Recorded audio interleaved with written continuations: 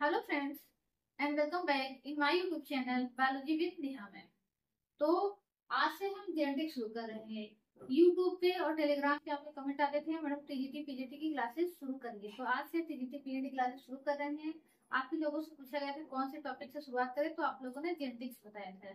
तो हम जेनेटिक्स से शुरुआत कर रहे हैं और ये टॉपिक लगभग एक सप्ताह तक चलेगा, क्योंकि इसमें क्या है हम कई चीजें पढ़ेंगे। तो अगर आप जेनेटिक्स कवर कर लेते हैं मेरे साथ अच्छे से, तो आप तो मानिए काफी ज्यादा पोर्शन क्या होगा टीजीटी पीजीटी का कवर हो जाएगा, क्योंकि जेनेटिक्स का एक बहुत बड़ा टॉपिक है। तो इसको बहुत अच्छे से समझेंगे और समझने के बाद लगेगा जिस चीज से आप इतना ज्यादा डर रहे थे वो चीज तो आपको आसानी से समझ में भी आ गया और आसानी से याद भी हो गया है। और इसके बाद क्या होगा, आपका कॉन्फिडेंस लेवल भी बढ़ेगा और जो इतने दिन से तैयारियां आपकी रुक गई थी वो क्या हो जाएंगी, शुरू हो जाएंगी। तो अगर आपने अभी तक टीजीटी पीजीटी तैयारी नहीं शुरू की है तो तैयारी शुरू कर दीजिए, और अगर शुरू कर दी थी बीच में रोक दिए थे तो फिर से पढ़ना शुरू कर दीजिए, क्योंकि यूपी की वैकेंसी आने वाली है। इसके अलावा अदर स्टेट की भी आती रहती है वैकेंसी। तो आइए हम जेनेटिक्स से शुरुआत करते हैं। इसमें जेनेटिक्स जानने से पहले क्या होगा, हमें तीन शब्द और जानने हैं कि हेरिडेटरी कैरेक्टर क्या होता है, इनहेरिटेंस क्या होता है और वेरिएशन क्या होता है।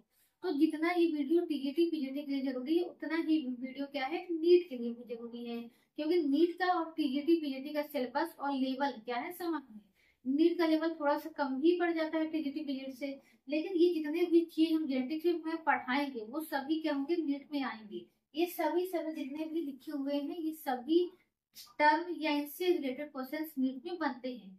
तो अगर आप नीट की तैयारी कर रहे हैं तो इस चैनल को सब्सक्राइब कर लीजिए, क्योंकि जेनेटिक्स यहाँ पर बहुत ही अच्छे से समझाया जाएगा और उसका नोट्स भी आपको उपलब्ध कराया जाएगा। और अगर आपको भाषा को लेकर के, मीडियम को लेकर के कोई दिक्कत होगी तो कमेंट करके बताइएगा, सुझाव दीजिएगा। तो आइए शुरू करते हैं।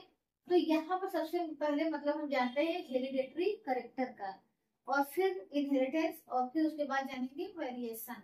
हेरिडेटरी करेक्टर का मतलब होता है अनुवांशिक लक्षण, यानी हमारे क्या होते हैं, कई लक्षण होते हैं लेकिन हर लक्षण के होते हैं पीढ़ी दर पीढ़ी अग्रसर नहीं होते। तो केवल वे लक्षण जो माता पिता से उनकी संतानों में जाते हैं उन्हें ही क्या कहते हैं, अनुवांशिक लक्षण कहते हैं। जैसे कि अगर हम क्या हो, कोई व्यक्ति हो जिसका दुर्घटना में हाथ पैर कट गया हो या कोई गंभीर बीमारी हो गई हो, कैंसर हो गया हो, तो ये लक्षण क्या होगा, उसके बच्चों में नहीं जाएगा।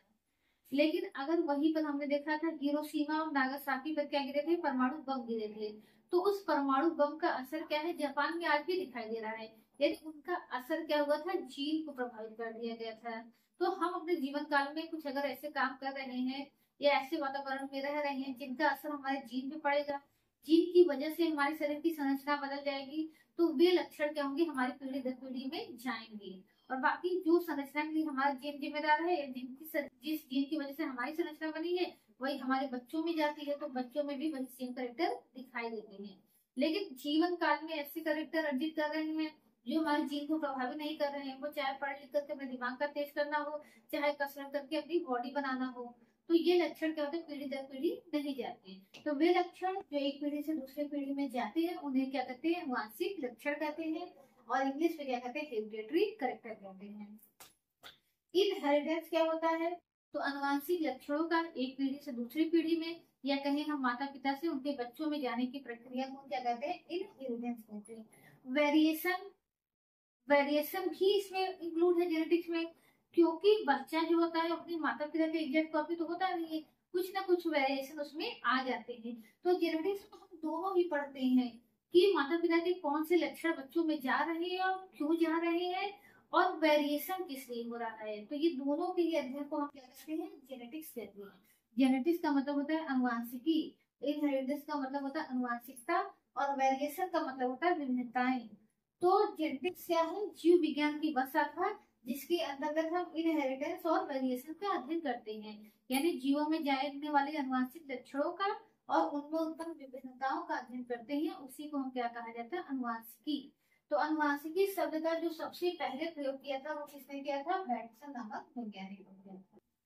तो ये सब ध्यान रखना है, कभी कभी फादर ऑफ जेनेटिक्स पूछा जाता है तो लोग मेंडल बता देते हैं। हाँ, मेंडल ने जेनेटिक्स की नींव डाली थी, लेकिन जेनेटिक्स शब्द का उपयोग किसने किया था, बैटसन ने किया था। अब जेनेटिक्स को हम पढ़ने के लिए, अच्छे से समझने के लिए क्या करते हैं, इसको 3 भागों में बांटते हैं, क्योंकि जेनेटिक्स क्या है, एक चैप्टर न होगा तो ये एक यूनिट है जिसमें आपके कई चैप्टर्स आते हैं। हम जेनेटिक्स को 3 भागों में बांटते हैं। ट्रांसमिशन जेनेटिक्स, इसको मेंडेलियन जेनेटिक्स भी कहते हैं, क्योंकि इसके बारे में जो सबसे पहले पता किसने लगाया था, मेंडल ने लगाया था। इसमें मेंडल के नियम पढ़ते हैं। मेंडल के आप 3 नियम है जानते हैं, आप शुरू से पढ़ते हैं हाई स्कूल से ही।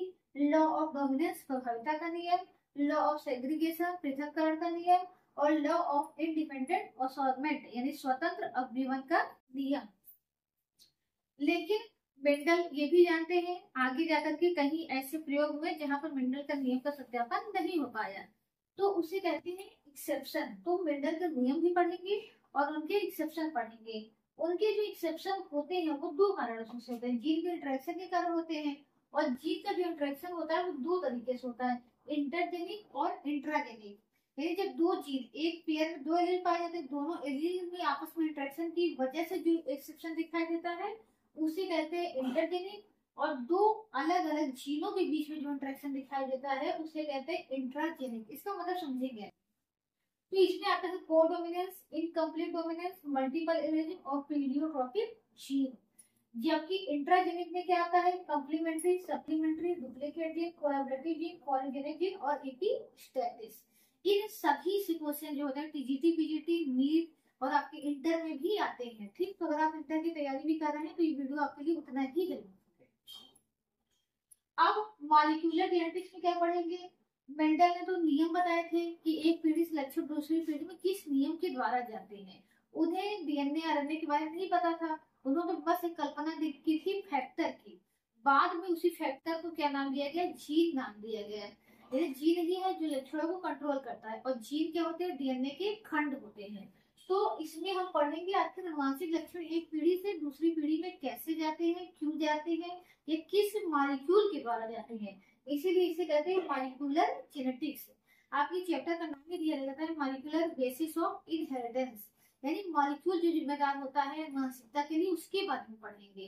तो आप जानते हैं डीएनए से आरएनए बनती है, आरएनए से प्रोटीन बनता है, और प्रोटीन के द्वारा ही हमारे सभी लक्षण होते हैं। तो 3 मॉलिक्यूल हमारे लिए जरूरी है अनुवांशिकता को समझने के लिए, डीएनए, आरएनए और प्रोटीन। तो डीएनए के बारे में पढ़ेंगे। डीएनए कैसे बना होता है, आप जानते हैं डीएनए न्यूक्लियोटाइड का बना होता है, फिर न्यूक्लियोटाइड में 3 अणु होते हैं, फिर 3 अणु जुड़ करके डीएनए कैसे बना लेते हैं। फिर डीएनए का 3D मॉडल पढ़ेंगे जो वाटसन और क्रिक ने दिया था। फिर डीएनए एक अनुवांशिक पदार्थ है, ये 2-3 प्रयोग द्वारा प्रूव हुआ था, उस 2-3 प्रयोग को पढ़ेंगे। फिर डीएनए से डीएनए का निर्माण कैसे होता है वो पढ़ेंगे। और डीएनए के निर्माण की प्रक्रिया अर्ध संरक्षी होती है, वो मैसेल्सन और स्टाल ने प्रूव किया था, वो भी पढ़ेंगे। तो उससे भी क्वेश्चन आते हैं, तो काफी डीएनए में ही हमें 2 वीडियो लग जाएंगे। फिर आरएनए कैसे बनता है, आरएनए कितने प्रकार का होता है ये पढ़ेंगे। उसके बाद आरएनए से प्रोटीन कैसे बनती है वो पढ़ेंगे। तो डीएनए से डीएनए बनता है, इसको कहते हैं रेप्लिकेशन। डीएनए से ही आरएनए बनता है, इसको कहते हैं ट्रांसक्रिप्शन। और आरएनए से प्रोटीन बनती है, इसको कहते हैं ट्रांसलेशन। अब अगला हमारा है पॉपुलेशन जेनेटिक्स। पॉपुलेशन जेनेटिक्स एक नया जेनेटिक्स है, एक नई ब्रांच है। यानी जब हम जान गए हैं कि जो भी दिक्कत व्यक्ति में आती है, जेनेटिकल दिक्कत, तो वो इन 3 अणुओं की वजह से आती है। तो इसमें क्या करते हैं, नए नए अणुओं का निर्माण करके या जीन का निर्माण करके व्यक्ति की संरचना में सुधार किया जाता है, ताकि उसकी फिजियोलॉजी में, उसकी एनाटॉमी में, उसकी मॉर्फोलॉजी में कुछ सुधार हो सके। तो ये तो हमें वहां पढ़ना पड़ता है रिकॉम्बिनेशन डीएनए टेक्नोलॉजी में। तो यहाँ पर इस वीडियो में जेनेटिक्स में हम 2 चीजें कवर करेंगे। एक तो आपका कवर करेंगे ट्रांसमिशन जेनेटिक्स और दूसरा मॉलिक्यूलर जेनेटिक्स। तो ट्रांसमिशन जेनेटिक्स को समझने के लिए क्या होगा, हमें कुछ शब्द समझने की जरूरत है। जैसे कि आप बार बार देखते हैं मेंडल संकरण था 2 बातों के बीच में, तो सभी बच्चे क्या करते हैं, बस याद कर लेते हैं। मेंडल के पहले नियम मतलब प्रभाविता का नियम टी कर देते हैं, उधर स्मॉल टी कर देते हैं, और फिर दोनों का संकरण करा देते हैं। उन्हें पता ही नहीं कि संकरण का मतलब क्या होता है, संकरण मेंडल ने कराया कैसे था। और इसके अलावा कैपिटल टी का क्या मतलब है, फिर एक बार 2 बार कैपिटल टी लिखते हैं, एक बार एक ही बार टी क्यों लिखते हैं। तो आइए ये सब समझ लेते हैं, ताकि हमें क्या हो, फिर आसानी हो ये सब समझने में। तो आइए हम संकरण समझते हैं और जीन और एलियन समझते हैं। आप जीन सब हमेशा सुनते हैं, जीन जीन क्या होते हैं? अनुवांशिक लक्षणों के वाहक होते हैं, अनुवांशिकता की इकाई होते हैं। तो ये जीन का कार्य के आधार पर परिभाषा है। लेकिन जीन वास्तव में क्या होते हैं? जीन डीएनए के खंड होते हैं। आप जानते हैं हमारी कोशिका में क्या होता है? लगभग हर कोशिका में 2.2 मीटर लंबा डीएनए पाया जाता है। तो इसी डीएनए के खंड को ही, डीएनए के छोटे से भाग को ही हम क्या कहते हैं? जीन कहते हैं। लेकिन इसका ये मतलब नहीं है कहीं से भी हम एक पार्टीशन करते हैं उस पार्टीशन को हम एक जीन मान लेंगे। तो डीएनए का उतना भाग जितना एक प्रोटीन बनाने के लिए काफी है उसे हम क्या कहते हैं? जीन कहते हैं। अगर इतने ही भाग से एक पूरा का पूरा आरएनए बन जा रहा है और फिर इस पूरे पूरे से आरएनए से एक प्रोटीन बन जा रही है, तो इतने ही भाग को हम क्या कहेंगे? एक जीन कहेंगे। तो जीन डीएनए का वह खंड होता है जो एक प्रोटीन बनाने के लिए क्या होता है? उत्तरदायी होता है। तो इस तरीके से समझ में आ गया जीन क्या होते हैं। अब जीन से ही मिलता जुलता शब्द हमारा क्या आता है? एलील। जीन तो समझ में आ जाता है लेकिन लोगों को एलील में कंफ्यूजन होती है। अब देखिए मेंडल ने जो अपना पहला प्रयोग किया था तो उस आधार पे मेंडल को जीन और एलील नहीं बता पाए, उन्होंने क्या बताया? फैक्टर। तो उन्होंने कहा था कि हर व्यक्ति में क्या होता है? अनुवांशिक लक्षण को कंट्रोल करने के लिए फैक्टर होते हैं और ये फैक्टर क्या होते हैं? पेयर्स में होते हैं। तो यही जो इसी को बाद में जीन कर दिया गया। तो जीन के जो डिफरेंट फॉर्म होते हैं या अल्टरनेटिव फॉर्म होते हैं उसी को हम कहते हैं एलील कहते हैं। तो हर एक जीन के क्या होते हैं? जो दो फैक्टर कहा था उसलिए हम कह सकते हैं हर एक जीन के क्या होते हैं? दो एलील होते हैं। जैसे मटर के पौधे में लंबाई के लिए क्या होता था? दो एलील पाए जाते थे, कैपिटल टी कैपिटल टी। और फिर उन्होंने ये बात बताई कि ये दोनों फैक्टर क्या हो सकते हैं? समान भी हो सकते हैं, दोनों फैक्टर क्या हो सकते हैं? असमान भी हो सकते हैं। तो यहाँ पर ये दोनों फैक्टर को ही दोनों एलील कहा जाता है। तो ये कैपिटल टी हो सकते हैं, तो ये दोनों एलील समान हो गए। कैपिटल टी स्मॉल टी ये दोनों क्या हो गए? अलग अलग हो गए। अगर अभी भी नहीं समझ में आया तो एक एग्जाम्पल से और समझते हैं। तो लंबाई का जो जीन होता है उसके क्या है? दो एलील है। लेकिन अगर हम समझ लिए खरगोश है, क्या पा लेते हैं? खरगोश में बाल का कलर कैसा है? चार कलर का है। तो बाल का कलर जो है ब्लैक भी है, बाल का कलर ब्राउन भी है, ठीक, बाल का कलर व्हाइट भी है, और मान लीजिए कोई तीसरा कलर मान लेते हैं, रेड मान लेते हैं। ये चार कलर क्या है? किसी जंतु में बाल का कलर है। तो अब क्या होगा? ब्लैक कलर के लिए दूसरा एलील होगा, ब्राउन के लिए दूसरा एलील होगा, तीसरा व्हाइट के लिए तीसरा एलील, और रेड कलर के लिए क्या होगा? चौथा एलील। यानी इसको हम क्या दिखा सकते हैं? बी से दिखा सकते हैं, इसको बी आर से दिखा सकते हैं, इसको डब्ल्यू से दिखा सकते हैं, इसको क्या दिखा सकते हैं? आर से दिखा सकते हैं। तो हम कह सकते हैं कि बालों के कलर के लिए क्या होता है? चार प्रकार के एलील्स पाए जाते हैं। इसीलिए मनुष्य में आई कलर के लिए भी जानते हैं, तीन कलर के पाए जाते हैं। मनुष्य का आई क्या होता है? आपका ब्लू भी होता है, ब्लैक भी होता है और ब्राउन भी होता है, इस तरीके से। और ब्लड में भी देखेंगे तो ब्लड की वंशागति के लिए भी तीन एलील पाए जाते हैं। तो एलील क्या होते हैं? जीन के जो डिफरेंट फॉर्म होते हैं उसी को हम कहते हैं एलील कहते हैं। तो मेंडल ने जो मटर में 7 जोड़ी लक्षण लिखे थे, हर लक्षण के लिए क्या पाए जाते हैं? दो एलील पाए जाते थे। दोनों एलील क्या होते थे? एक दूसरे से डिफरेंट रहेंगे। तो ये एलील समझ में आ गया। अब समझते हैं कि मेंडल जो थे संकरण कैसे कराते थे। संकरण का क्या मतलब होता है? बार बार हम तो पढ़ते हैं मेंडल ने रेड फ्लावर को व्हाइट फ्लावर के साथ संकरण कराया, ये लंबे पौधे का बौने पौधे के साथ संकरण कराया। तो हम सब जानते हैं कि कोई भी पुष्प हो उस पुष्प में क्या होते हैं? चार भाग होते हैं, जिसमें से दो भाग क्या होते हैं? रिप्रोडक्टिव ऑर्गन के रूप में जाने जाते हैं। एक होता है आपका स्त्री केसर जिसे हम कार्पेल कहते हैं, और दूसरा हमारा होता है पुंकेसर जिसे हम स्टेमन कहते हैं। इस तरीके से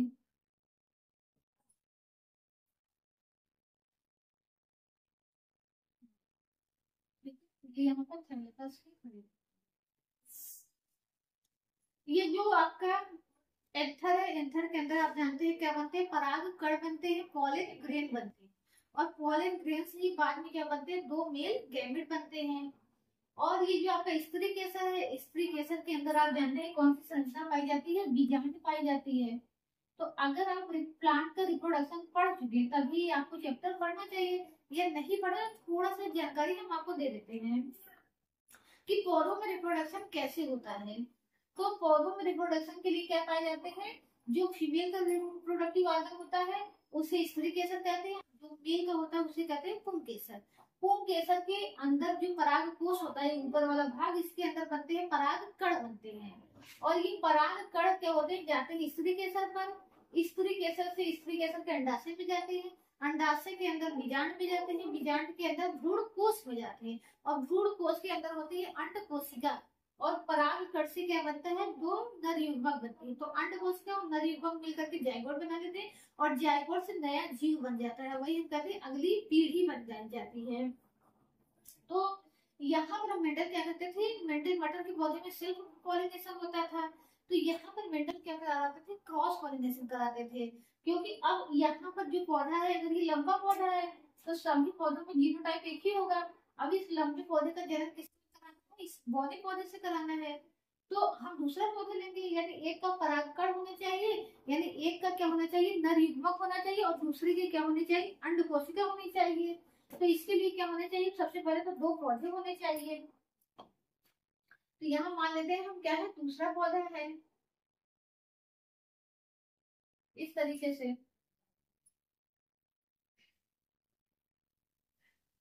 अब देखिए इस पौधे की क्या होता था, मेंडल क्या करते थे, ये अगर इस पौधे में क्या है, इसका तोड़ देते थे आप, इसका सबसे पहले क्या कर देते थे, ये जो स्टेमन है ये मेच्योर होने से पहले ही तोड़ करके निकाल देते थे। क्यों, क्योंकि नहीं तो अगर नहीं निकालेंगे तो क्या होगा, इसके परागकण उड़ करके कहाँ चले जाएंगे, इस तरीके से चले जाएंगे, तो क्रॉस पॉलिनेशन की बजाय क्या हो जाएगा, सेल्फ पॉलिनेशन हो जाएगा।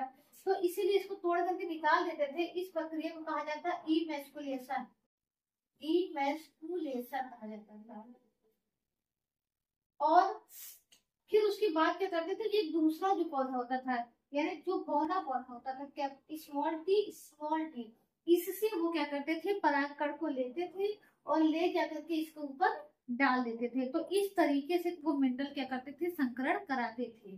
यानी एक पौधे का वो क्या करते थे, पुंकेसर तोड़ देते थे, यानी पुंकेसर बनने से पहले ही, मेच्योर होने से पहले ही, और जो दूसरा पौधा होता था जिससे उन्हें क्रॉस कराना होता था, उसके परागकण ले जाकर के इस पे डाल देते थे।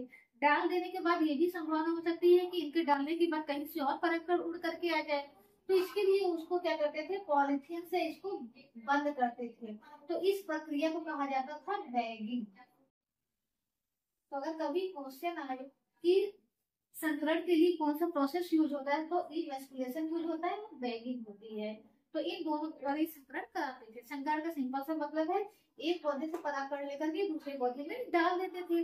तो अब यहाँ पर ये कैसे कार्य कर रहा है, ये फीमेल प्लांट की तरह कार्य कर रहा है और ये मेल प्लांट की तरह कार्य कर रहा है। इसका उल्टा भी कर सकते हैं, इससे परागकण निकाल करके कहाँ डाल सकते हैं, इसके ऊपर डाल सकते हैं, तो भी हमें सेम रिजल्ट मिलेगा। तो भी हमें जो पौधा मिलेगा वो कैसा होगा, लंबा होगा, और उसमें एक लंबाई का और एक बौनेपन का जीन होगा। इसी को कहा जाता है रेसिप्रोकल क्रॉस। एक बार यानी रेसिप्रोकल क्रॉस का मतलब यही होता है, एक बार इस प्लांट को मेल की तरह सपोज कर लीजिए, एक बार इस प्लांट को मेल की तरह सपोज कर लीजिए, तो इसी को कहा जाता है रेसिप्रोकल क्रॉस कहा जाता है। तो ये दो चीजें अच्छे से समझ ली कि मेंडल जो संकरण कराते थे उस संकरण का मतलब क्या था। अब यहाँ पर एक चीज और समझते हैं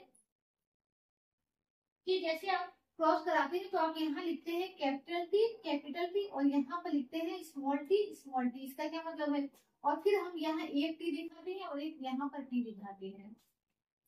तो इसका सिंपल से यही मतलब है कि मेंडल ने ही बताया था कि हर लक्षण के लिए क्या पाए जाते हैं, दो जीन पाए जाते हैं, और हमारे अंदर हम जानते हैं गुणसूत्र भी क्या पाए जाते हैं, जोड़ों में पाए जाते हैं। तो हमारे अंदर जो 23 गुणसूत्र पाए जाते हैं, इन 23 में से हर जोड़े क्या होते हैं, डबल होते हैं, यानी एक एक जोड़े होते हैं।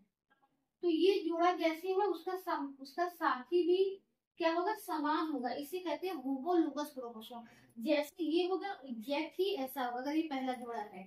तो अगर दूसरे जोड़े की बात करें, तो अगर दूसरा जोड़ा क्या है, छोटा है, तो जितना बड़ा वो होगा उतना बड़ा ही वो होगा, जितना जीन इसमें वही जीन उसमें होगा, इस तरीके से।